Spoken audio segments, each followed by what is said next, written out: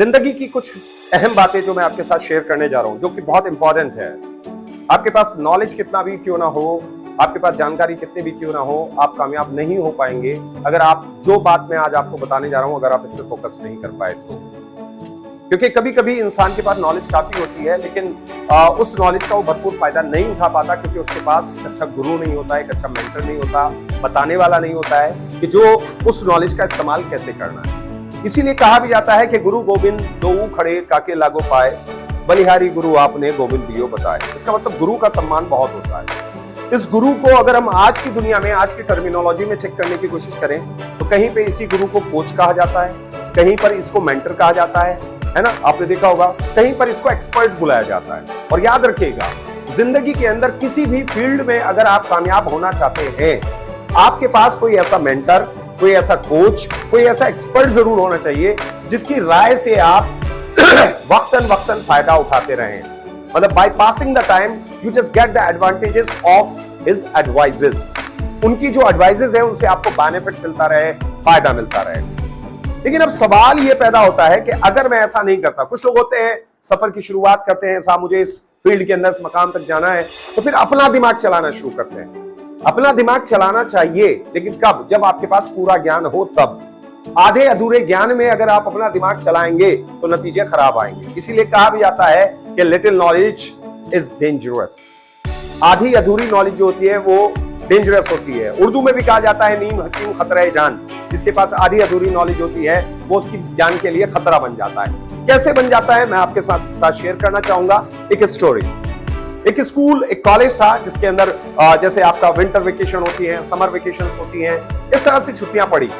और वहां पे दो लोग थे, दो स्टूडेंट थे जो आपस में बहुत अच्छी, जिनकी ट्यूनिंग भी थी, साथ रहा करते थे। एक का नाम था पॉजिटिव, एक का नाम था नेगेटिव।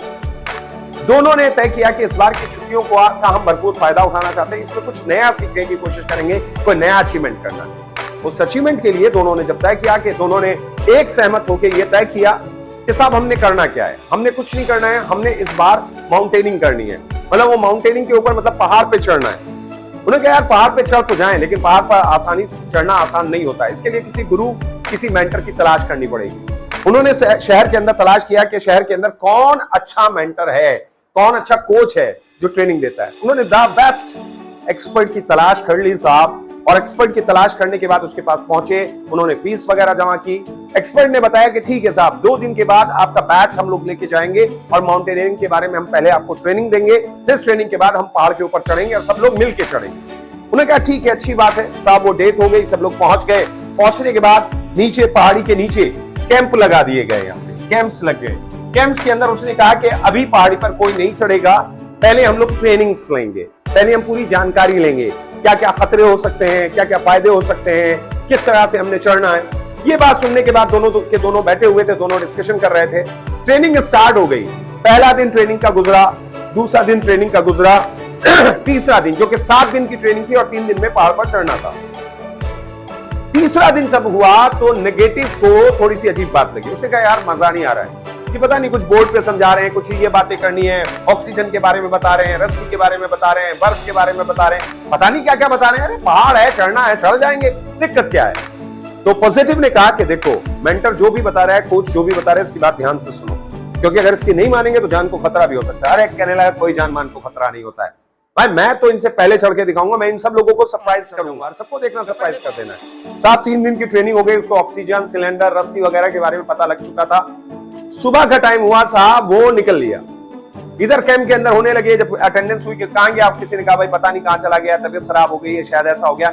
निगेटिव उस दिन ट्रेनिंग के अंदर नहीं था। शाम का टाइम गुजरा साहब, शाम का टाइम हो गया। शाम के टाइम जब अंधेरा होने लगा कि भाई निगेटिव कहां चला गया, अभी तक नहीं आया।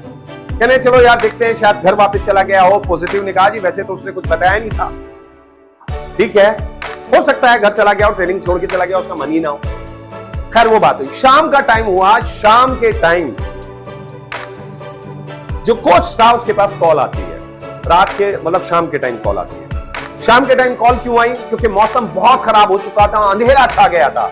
तो कोच ने कहा कि सब लोग अपने कैंप में जाएं, आज कैंप से बाहर कोई नहीं निकलेगा, और क्योंकि मौसम बहुत खराब है और ये इतना खतरनाक मौसम है कि इसमें हो सकता है कि इतना अंधेरा छा जाए कि आपको अपना हाथ भी ना दिखे। यही बात थी, रात के शाम के टाइम उसके पास कॉल आई। उसने पूछा कौन? सर मैं नेगेटिव बोल रहा हूं। कहा तुम कहां हो? सुबह से तलाश कर रहे हैं, तुम कहां चले गए?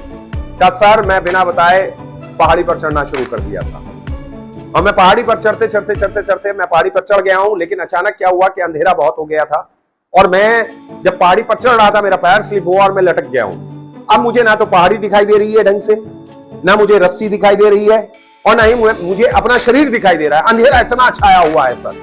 कहा मैंने इसीलिए मना किया था कि अभी ट्रेनिंग के लिए किसी को नहीं जाना है, पहले आप मौसम के बारे में भी, मौसम के बारे में मुझे आप लोगों को बताना था, लेकिन तुमने वो ट्रेनिंग पूरी नहीं की। कहा कि सर चलिए अब तो गलती हो गई, अब बताइए मुझे क्या करना है।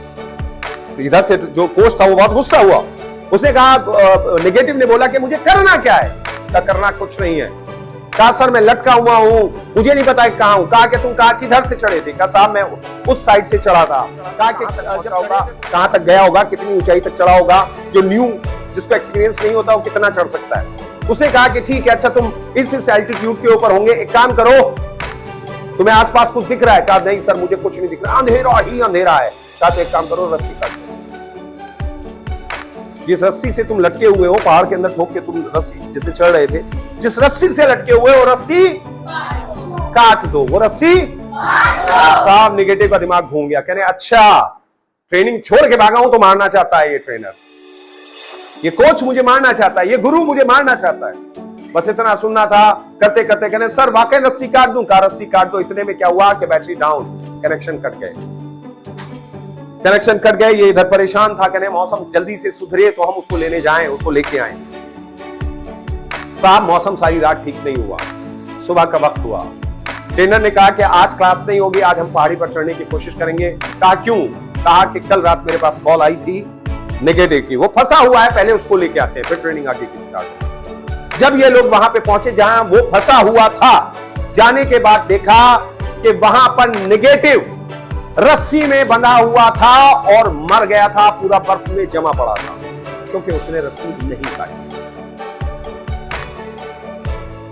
रस्सी नहीं काटी थी। तो अब सवाल ये आ रहा होगा कि सर रस्सी काट देता तो क्या जान बच जाती? जी बच जाती। क्यों? क्योंकि जब उसने रस्सी नहीं काटी थी वो जमीन से 1.5 फुट की ऊंचाई पे लटका हुआ था। जो दूसरी पहाड़ी का सिरा निकला हुआ था उसे 1.5 फुट की ऊंचाई पर लटका हुआ था। अगर रस्सी काट देता तो उस पहाड़ी के ऊपर आता और वहीं पर एक गुफा थी जिसके अंदर जाके वो अपने आप को ठंड से बचा सकता था। लेकिन उसने सोचा रस्सी काटूंगा तो पता नहीं कहां गिरूंगा। उसने कोच की बात को नहीं माना, उसने ट्रेनर की बात को नहीं माना, उसने मेंटर की बात को नहीं माना, उसने गुरु की बात को नहीं माना। रिजल्ट में क्या मिला? मौत। समझ में आ रही है आप लोगों की बात? अगर आपकी जिंदगी में भी, आप स्कूल में, कॉलेज में, यूनिवर्सिटी में, आप डिफरेंट ऑर्गेनाइजेशन में जाते हैं, इंस्टीट्यूट में जाते हैं, वहां आपको ट्रेनर ट्रेन करने की कोशिश करता है। लेकिन हम लोग क्या कर रहे होते हैं? थोड़ी सी ट्रेनर की मानते हैं, थोड़ी सी अपनी मानते हैं। याद रखिए, जब आपने किसी को अपना कोच माना है उसकी पूरी बात मानो। अगर वो ये कहा जाता है, जैसे आप यहाँ क्लास में आते हो, मैं कहता हूं कि सर आपको जो भी वर्क कराया गया है उसकी थंब टॉक करनी है तो करो। मैंने कहा फिंगर टॉक करनी है, करो।